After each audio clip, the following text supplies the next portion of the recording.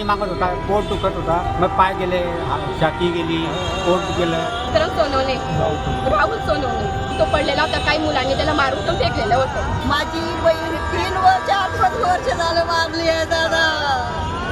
दादा माझ्या मुलाला आई होती नाही ना दादा. दादा माझा मुलगा वनवासाला सारखा होता ना दादा. ओ दादा तुम्ही न्याय लवकर करा. जळगावातून एक धक्कादायक आणि अंगावर काटा आणणारी घटना समोर आली आहे. इंस्टाग्रामवर टाकलेल्या एका व्हिडिओचा राग मनात धरून 19 वर्षांच्या तुषार तायडे या तरुणाला भर रस्त्यात बेदम मारहाण करण्यात आली आहे. या हल्ल्यात गंभीर जखमी होऊन त्याचा उपचारादरम्यान मृत्यू झालाय. या प्रकरणी राहुल सोनवणे आणि त्याच्या साथीदारांवर गुन्हा दाखल करण्यात आलाय. या घटनेनंतर संतप्त नातेवाईकांनी थेट जिल्हा रुग्णालयात ठिय्या आंदोलन केलं. नेमकं काय घडलंय पाहुयात LS मराठीचा सविस्तर रिपोर्ट. मंगळवारी संध्याकाळी यावल बोरावर मार्गावर ही थरारक घटना घडली आहे. तुषार चंद्रकांत तायडे हा अवघ्या 19 वर्षाच्या तरुणाला आपला जीव गमवावा लागलाय. आजीच्या अंत्यविधीनंतर मित्रांसोबत तो दुचाकीवरून जळगावकडे परतत असतानाच राहुल सोनवणे, विक्रम सोनवणे आणि त्याच्या 6 ते 7 साथीदारांनी तुषारला रस्त्यातच अडवलं आणि लाथाबुक्क्यांसह काठीनं त्याला बेदम मारहाण केली. रात्री 8:30च्या सुमारास तुषारच्या वडिलांना अनोळखी नंबरवरून फोन आला. तुमचा मुलगा यावल ग्रामीण रुग्णालयात दाखल आहे असं त्यांना सांगण्यात आलं. रुग्णालयात पोहोचल्यानंतर तुषारनं सर्व आपत्ती सांगितली. त्याने सांगितलं की बुवा विक्रम सोनवणे आणि राहुल सोनवणे आम्ही 6-7-8 माणसं होते दादा. मला यांनी खूप मारलं. आणि काही कारण सांगितलं कशावर मारलं? काही तसं काहीच सांगितलं नाही. तुम्ही विचारला असं ना त्याला की का मारला असं?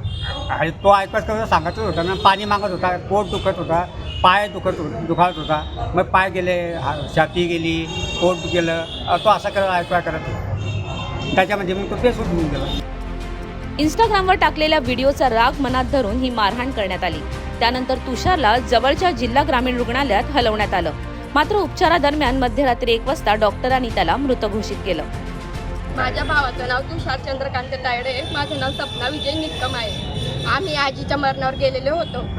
तिकडनं माझा भाऊ 5 वाजता 5:30 वाजता घरी येत होता गाडीवर 4:30 वाजता.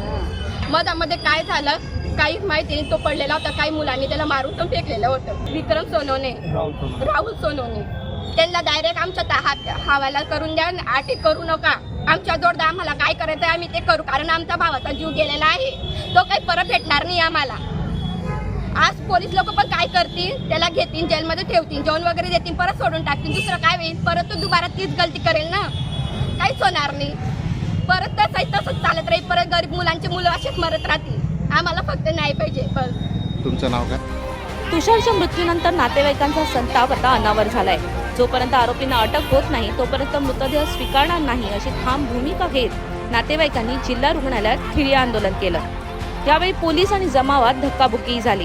काही वेळ परिसरात तणावाचं वातावरण निर्माण झालं.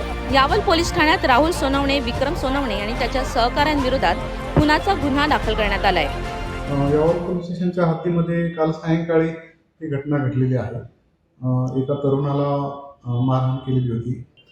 त्यानंतर या तरुणाला यावलमध्ये प्रायव्हेट हॉस्पिटलला घेऊन नेण्यात आलं होतं. तिथून सरकारी दवाखान्यात नेलं. त्यांनी जळगावला रेफर केलं होतं. रात्री त्या मारहाणीमुळं त्याचा मृत्यू झालेला आहे. त्याच्यामध्ये त्यांच्या वडिलांची फिर्याद आम्ही घेतलेली आहे यावल पोलीस स्टेशनला. त्याच्यात त्यांनी सदर युवक हा जळगावमधलाच आहे राहणारा. तिकडे अंत्यविधीसाठी गेलेले होते नातेवाईकांच्या.